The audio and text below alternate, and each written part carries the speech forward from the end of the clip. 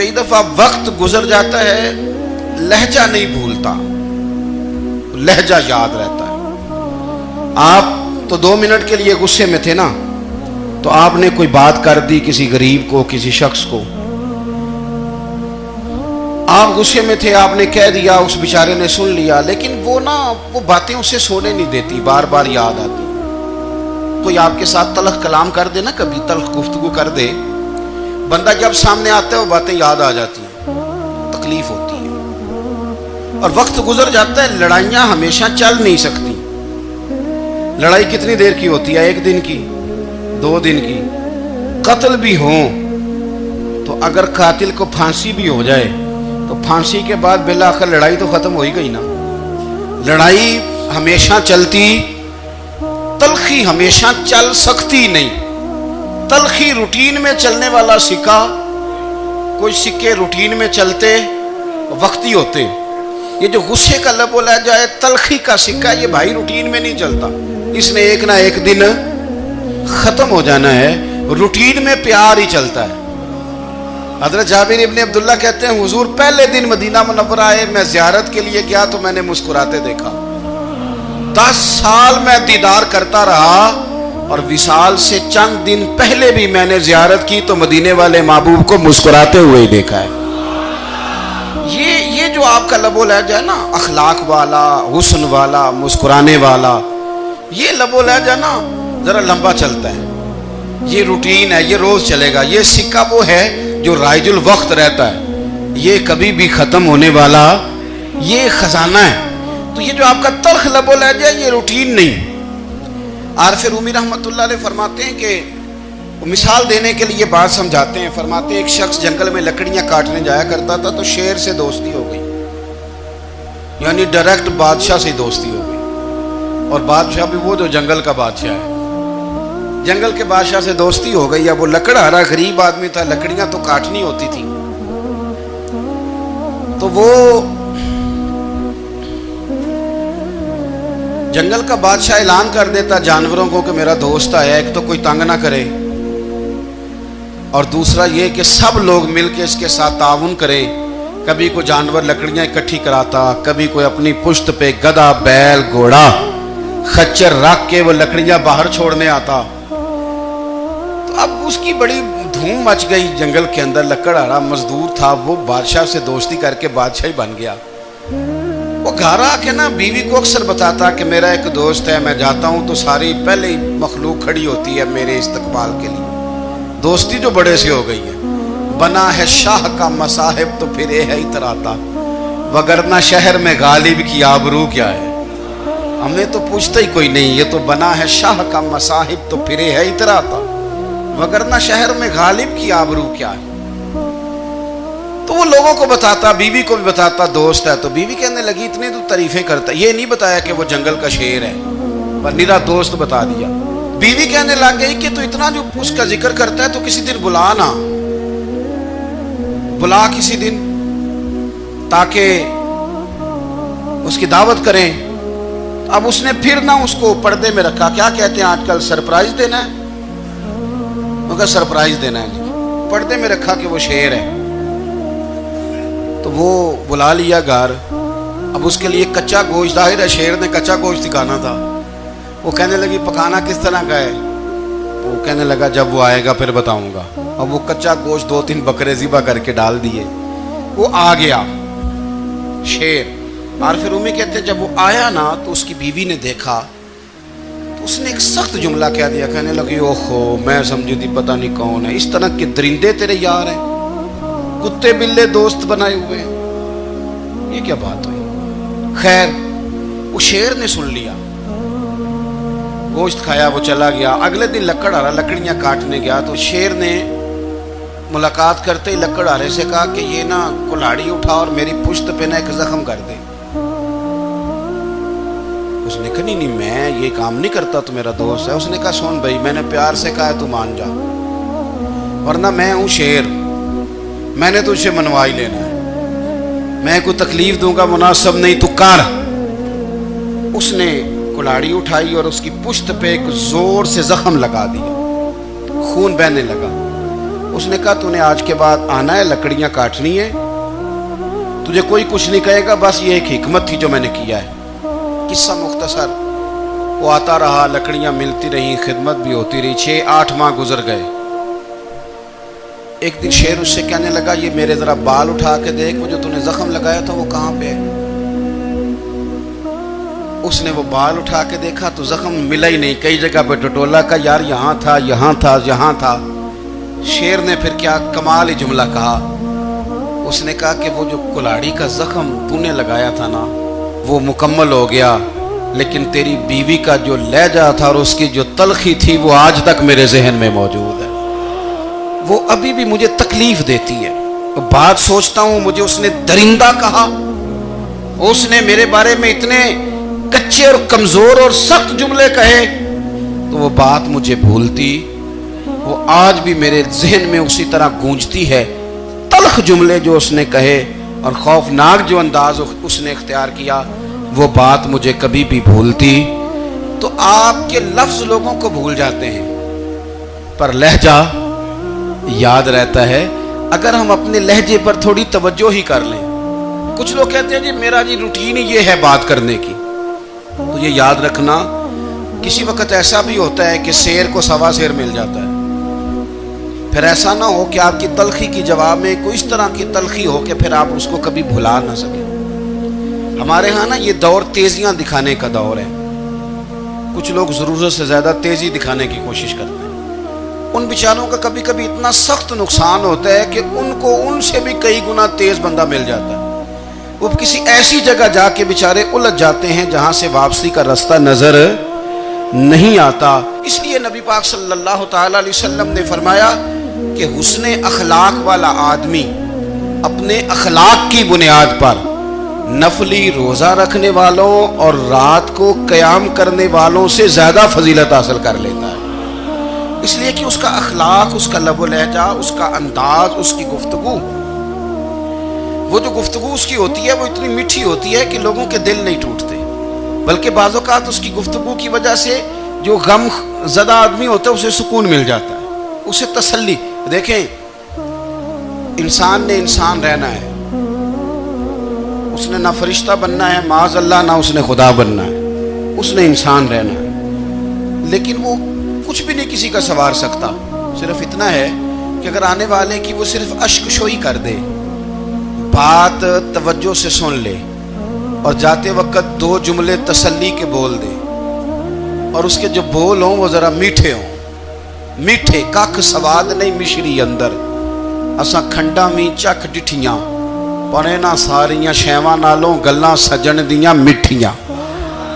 اگر انداز تھوڑا سا شستہ ہو, انداز تھوڑا سا ٹھیک ہو, لب و لہجہ تھوڑا سا ٹھیک ہو. اب ہمارے جو جدید اسکالر آئے ہیں وہ کہتے ہیں باڈی لینگویج.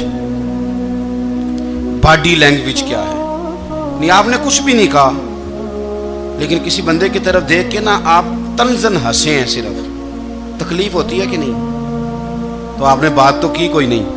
اس کا مطلب ہے لفظوں کا نہیں, لہجوں کا بھی اثر ہوتا ہے, لہجوں کا بھی اثر ہوتا ہے. جو لہجے ہوتے ہیں یہ بڑے دیر پا ہوتے ہیں, ان کے اندر بڑی مسکراہٹ ہوتی ہے, ان کے اندر بڑا پیار ہوتا ہے. اور آپ ترشروح ہو کے جب کوئی کام کرتے, سخت ہو کے کوئی کام کرتے, تو پھر اس کے اندر حسن نہیں رہتا, خوبصورتی نہیں رہتی. نبی پاک علیہ السلام کا فرمان سنیں, میں بات کو سمیٹوں, کلیجہ ٹھنڈا کرتا ہے. حضور نے فرمایا قیامت کے دن میرے زیادہ قریب وہ لوگ ہوں گے جن کے اخلاق زیادہ اچھے ہوں گے. ان کو نہ ذرا نیڑے جگہ ملے گی, قرب میں ذرا جگہ ملے گی, قرب میں. اساں جے ہاں گناہیاں دا جدوں آمال نامہ پھرول ہوئے, ذرے ذرے نے سامنے آ جانے, جو جو منہ تھی بولیا بول ہوئے. اساں کول حضور دے بیٹھ رہنے, لکھ عمل ترکڑی تول ہوئے, او دے کولوں کی رب نے حساب لینا جیڑا بیٹھا ہی محمد دے کول ہوئے. او دے کولوں کی رب نے حساب لینا بیٹھا ہی حضور دے. تو نبی پاک نے فرمایا بیٹھ جاؤ گے میرے قریب, پر شرط ہے اخلاق اچھا ہونا چاہیے, تمہارا لب و لہجہ شستہ ہونا چاہیے. جگہ نیڑے مل جائے گی, نیڑے جگہ مل جائے گی, پر پہلے آنے والوں کو نہیں. کوئی کہے میں پہلے گیا ہوں تو مل گئی، نہ اسے ملے گی جس کا اخلاق اچھا ہے، جس کا لب و لہجہ ٹھیک ہے، جس کا انداز فکر اچھا ہے۔ اور اینٹ کا جواب پتھر سے دینا بھی چھوڑ دیں، بس تھوڑا سا اپنے سٹائل میں نرمی لائیں، انداز میں نرمی لائیں۔ کئی دفعہ آپ صحیح بات بھی کرتے ہیں لیکن وہ لہجہ ٹھیک نہیں نہ ہوتا تو صحیح بات بھی قابل قبول نہیں ہوتی۔ ویسے ایک بات عرض کروں، اگر روز کی بنیادوں پہ جس طرح آپ تھوڑی سی واک کرتے ہیں تو روز کرنی پڑتی ہے نا، روز کرنی پڑتی ہے، تو کوئی بھی آپ ڈاکٹر کے پاس جاتے ہیں تو وہ دوائی بتائے تو روز کھانی پڑتی ہے، پرہیز بتائے تو روز کرنا پڑتا ہے، تو تھوڑا سا نا لب و لہجے پہ بھی توجہ دیں۔ جس طرح منہ روز دھوتے ہیں نا، دھونا ہی پڑتا ہے، تو اسی طرح اگر تھوڑا سا لہجہ بھی دھونا شروع کر دینا۔ یہ جو لوگ آپ سے تھوڑا تھوڑا شکوہ کرتے ہیں تو اس نے کہا تھا کہ میرے لہجے میں غرور آیا تھا، اس کا حق تھا کہ وہ شکایت کرتا، تو کہیں تو ایسا ہے نا، کہیں تو کوئی تو بات بہو نے غلط کی ہے نا کہ ساس رو رہی ہے، کچھ تو ساس نے ایسا کہا ہے نا کہ بہو بیچاری کپڑے باندھ کے بچوں سمیت کہتی ہے گزارا نہیں ہوتا، کچھ تو ایسا بھائی آپ نے کہا ہے نا کہ کسی شخص کے من پسند روٹی پکی ہے پر وہ بیچارہ 3 دن سے کھا نہیں سکا، کوئی تو بات ایسی ہوئی ہے نا کہ سامنے والا تڑپ کے رویا ہے اور ہنسنا بھول گیا ہے، کچھ تو آپ نے کہا ہے نا، کچھ تو آپ نے کہا ہے نا کہ ایک آدمی تیار ہو گیا ہے کہ اب اس محلے میں رہوں گا ہی نہیں، کچھ تو ایسا ہوا ہے نا کہ لوگ پردیسی ہونے لگ گئے ہیں، کچھ تو ایسا ہوا ہے نا کہ سالوں بسنے والوں نے علاقے چھوڑ دیے ہیں، کچھ تو ہم ایسا تلخ کرتے ہیں کہ ہمارے اپنے پھر ٹھان لیتے ہیں کہ بس بھائی آج کے بعد تجھ سے ملنا نہیں۔ اس کا مطلب یہ ہے کہ تھوڑی دیر کا صرف لب و لہجے کا سخت ہونا اگر ہم ٹھیک کر لیں تو ہو سکتا ہے ہمارے دائیں بائیں والے بہت سارے لوگ سوکھ میں آ جائیں، پیار میں آ جائیں، ان کو تھوڑا اطمینان ہونے لگ جائے۔ تو میرے عزیز آپ بات کو یاد رکھیں گے کہ جو اخلاق ہے، آپ کا جو اخلاق ہے، جو آپ کا کردار ہے، وہ اپنی ایک خوبصورتی رکھتا ہے۔ اس لیے میرے نبی پاک صلی اللہ تعالی علیہ وآلہ وسلم نے فرمایا تم میں کامل مومن وہ ہے جس کا اخلاق زیادہ اچھا ہے، جو کہانیاں زیادہ سناتا ہے وہ نہیں، جو اپنی خدمات زیادہ بتاتا ہے وہ نہیں، جو باقی سب کی نفی کر کے کہتا ہے کہ دنیا میں کوئی بندہ ٹھیک نہیں صرف میں ٹھیک ہوں، وہ والا بندہ نہیں، بلکہ فرمایا جس بندے کا اخلاق زیادہ اچھا ہے۔ اخلاق دیکھیں، یہ جو آپ کا لہجہ ہوتا ہے نا، یہ بہت زیادہ اثرات مرتب کرتا ہے آپ کے گھر پہ بھی باہر بھی۔ آپ اگر اپنی گفتگو میں باڈی لینگویج کو تھوڑا سا اچھا رکھیں، کچھ لوگ ایسے ہوتے ہیں جو بات بڑی صحیح کرتے ہیں پر کچھ زیادہ ہی باتیں کرتے ہیں، تو وہ زیادہ باتیں کرنے کی وجہ سے ان کی جو صحیح باتیں ہوتی ہیں ان کا بھی وزن خراب ہو جاتا ہے، کیونکہ وہ زیادہ باتیں کرتے ہیں، ہر وقت بولتے ہیں، ہر وقت بات کرتے ہیں، تو جب وہ ٹھیک بات بھی کر رہے ہوں تب بھی ان کی بات کا لوگ اثر قبول نہیں کرتے۔ لیکن اگر ان کا لہجہ باوقار ہو، بات وہ تھوڑی کریں پر جتنی کریں ذرا سونی کر کے کریں، گفتگو میں خود بخود اثر پیدا ہو جائے گا، بات اچھی لگے گی۔ اخلاقی رویے اگر لوگوں کے زیادہ اچھے ہو جائیں، ایک تو مسکرانے کا بل کوئی نہیں آتا، اس کے پیسے کوئی نہیں لگتے، اور یہ بھی شکر ہے ابھی تک اس پر ٹیکس بھی کوئی نہیں، یہ بھی مقام تشکر ہے۔ تو اگر آپ بات کریں اور اس میں تھوڑی سی مٹھاس پیدا کر لیں، آپ تھوڑی سی بات میں نا مٹھاس، میرے ایک کلاس فیلو ہیں تو وہ تقریر کر رہے تھے اور میں سن رہا تھا، تو مجھے بعد میں کہنے لگے آپ تبصرہ کریں میں نے کیسی تقریر کی ہے۔ یہ ہوتا ہے نا جی، بعض اوقات دوست بیٹھتے ہیں بے تکلف تو کئی دفعہ کچھ باتیں ایسی ایک دوسرے کے ساتھ کرتے ہیں، تو مجھے کہنے لگے آپ بتائیں کہ میں بات کر رہا تھا تو کیسی تھی، تو میں نے کہا جب آپ بات کر رہے تھے تو میں ڈر رہا تھا، مجھے لگ رہا تھا کہیں آپ لڑ نہ پڑیں۔ بھئی آپ اطمینان سے بات کریں، آپ تسلی سے بات کریں، آپ خندہ پیشانی کے ساتھ بات کریں۔ میرے نبی پاک صلی اللہ تعالی علیہ وسلم نے فرمایا، مسلم شریف کی حدیث ہے، حضور فرماتے ہیں نیکی کو کبھی چھوٹا نہیں سمجھنا، نیکی کو حقیر نہیں سمجھنا، کچھ نہ ہو سکے تو اپنے بھائی سے مسکرا کے بات ہی کر لیا کرو، بات کرو تو تمہارے لہجے میں ترش روئی نہ ہو۔ بعض اوقات آپ تلخ بات کرتے ہیں آپ کا لہجہ تلخ ہوتا ہے تو آپ کی صحیح بات بھی قبول نہیں کی جاتی، لیکن اگر آپ کے لہجے میں مسکراہٹ ہو، آپ کے لہجے کے اندر خوبصورتی ہو، تو آپ کے اپنے بھی، آپ کے بیگانے بھی، سب کے سب آپ کی بات کو تسلی کے ساتھ سمجھنا وہ گوارا کریں گے۔ میں نے دیکھا ہے بہت سارے لوگ ایسے ہیں جن کے ساتھ لوگ آنا جانا، ملنا بیٹھنا آہستہ آہستہ چھوڑ دیتے ہیں، اور وہ کس لیے چھوڑ دیتے ہیں؟ وہ ان کے رویے کی وجہ سے چھوڑ دیتے ہیں، ان کے انداز فکر کی وجہ سے چھوڑ دیتے ہیں، ان کے شکووں کی وجہ سے چھوڑ دیتے ہیں۔ مزاج ہوتا ہے نا ہمارا کہ ہمیں شوق ہوتا ہے تعلق زیادہ لوگوں کے ساتھ ہو، اور پھر یہ بھی شرط ہوتی ہے کہ میں جس کے پاس جاؤں وہ مجھے یہی کہے کہ تو میرے ساتھ ہی پیار کر۔ ایک صاحب مجھ سے کہنے لگے کہ یہ میں محفل کراتا ہوں، آپ بھی تشریف لائیں، اور میں 20 علماء کو بلا چکا ہوں، اور بڑے بڑے نامور نام انہوں نے میرے سامنے لیے۔ میں نے ان سے پوچھا کہ جو نام آپ نے لیے ہیں اور آپ کی تصویریں بھی ساتھ ہیں، میں الحمدللہ تسلیم کر گیا ہوں آپ کی بات کو، لیکن سوال میرا یہ تھا کہ کیا آپ نماز بھی پڑھتے ہیں؟ 21 علماء کو آپ نے بلایا یا 20 کو بلایا اور بڑے بڑوں کو بلایا، اور مجھے بھی آپ دعوت پیش کر رہے ہیں، تو نمازی بھی آپ ہیں، نمازی بھی ہیں؟ کہنے لگے آپ دعا کریں میں نماز پڑھنا شروع کر دوں۔ میں نے ان سے کہا خدا کے بندے، اب اگر تو کسی اور کو بتائے گا کہ 20 اتنے بڑے لوگوں سے میرا تعلق کر پڑتا میں نماز بھی نہیں، تو لوگ کیا سوچیں گے کہ 21 مولوی مل کے بھی ایک بندے کو نمازی نہیں بنا سکے۔ تو آپ اپنے لب و لہجے سے صرف باتوں سے گرویدہ کسی کو کر لیں گے؟ آپ یہ دیکھیں کہ اخلاق کس طرح کا ہے، لہجہ کس طرح کا ہے، آپ کے بات کرنے کا انداز کتنا حسین ہے، اس لفظ کے اندر حسن کتنا زیادہ ہے۔ نبی پاک صلی اللہ علیہ وسلم بھی تبلیغ فرماتے، ہم بھی تبلیغ کرتے ہیں۔ میں اور آپ جب تبلیغ کرتے ہیں تو اس تبلیغ کے اندر شکوہ ہوتا ہے اور تنقید ہوتی ہے، اور بعض جگہ میں نے یہ بھی دیکھا ہے کہ طنز ہوتا ہے، طنز۔ ہم دوسرے کو دین کی دعوت رہے ہیں، لیکن ہمارے لب و لہجے سے طنز اور تش روئی چھلکتی ہے۔ تو دولت کے پیچھے لگ گیا ہے، تو بالکل جاہل ہے، تو بالکل تیرے خاندان میں سے بھی کوئی نہیں ادھر آتا۔ آپ طنز کر رہے ہیں، آپ دعوت دین نہیں دے رہے۔ دعوت دین تو گلدستے میں رکھ کے پیش کی جاتی ہے، اس کی تو ایک خوبصورتی ہے، اس کا تو ایک حسن ہے، اس کی تو اپنی ایک جاذبیت ہے، اس کی اپنی ایک نورانیت ہے۔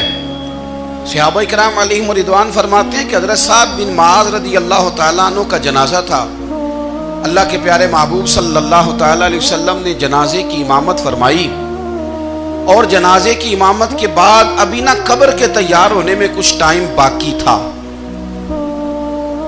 تو حضور زمین پہ تشریف فرما ہوئے، لوگ قبر کی تیاری میں ہیں۔ بعض اوقات ہوتا ہے نا ابھی قبر نہیں تیار ہوئی، تو کہتے ہیں کہ لکڑی کے ساتھ حضور نے زمین کریدنی شروع کر دی، اور دیر تک حضور نے چہرہ نور کو زمین کی طرف جھکائے رکھا، گویا زمین شرف دیدار حاصل کرتی رہی۔ دیر تک چہرہ نور جھکا رہا زمین کی جانب، حضور نے رخ نور کو پھیر لیا۔ صحابہ کہتے ہیں کہ ہم نہ بڑے، جب حضور ہمارے قریب ہوتے تھے تو ہمارا خیال ہوتا تھا کہ رحمت کی برکھا ہے، اپنے اپنے حصے کا کرم اڈیل لے اپنے اوپر۔ فرماتے ہیں منتظر تھے کہ حضور کب ہماری طرف رخ انور پھیریں اور ہم کریم سے کوئی بات سن سکیں۔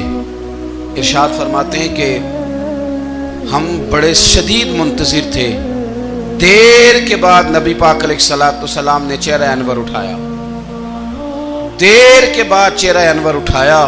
یہ دیکھیں تبلیغ ہو رہی ہے، اور جب حضور نے چہرہ انور اٹھایا تو آنکھوں میں آنسو تھے،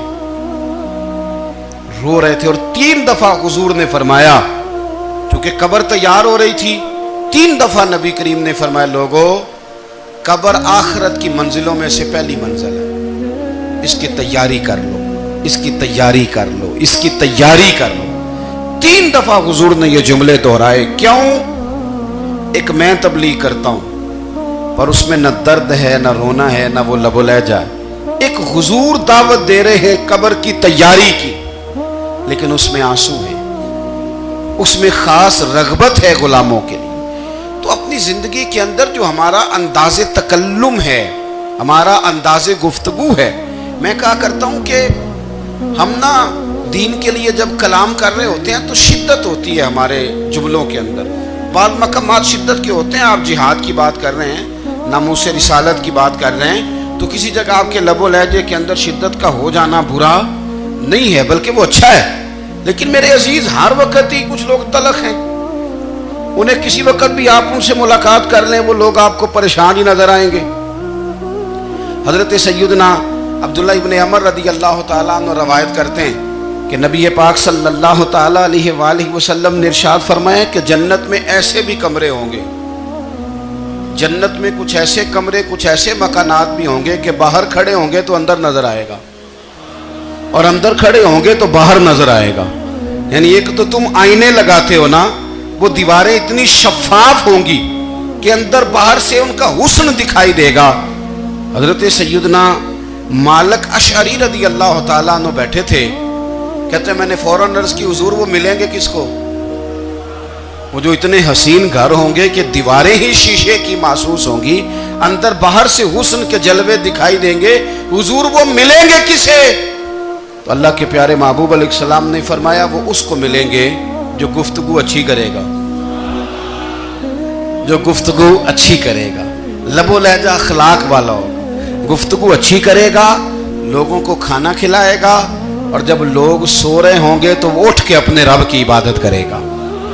اس شخص کو وہ مکانات ملیں گے جن کی دیواریں آئینے کی مانند ہوں گی, جن کا حسن تازہ ہوگا, جن کو اللہ تبارک و تعالیٰ نے اپنے فضل سے مزین کیا ہوگا, سنوارا ہوگا. اپنے لہجوں پر, اپنے اٹھنے بیٹھنے پر, میل ملاپ پر تھوڑی توجہ دیں, تھوڑا سا خیال کریں. اللہ کے حضور دعا ہے مالک کریم سمجھنے کی توفیق عطا فرمائے.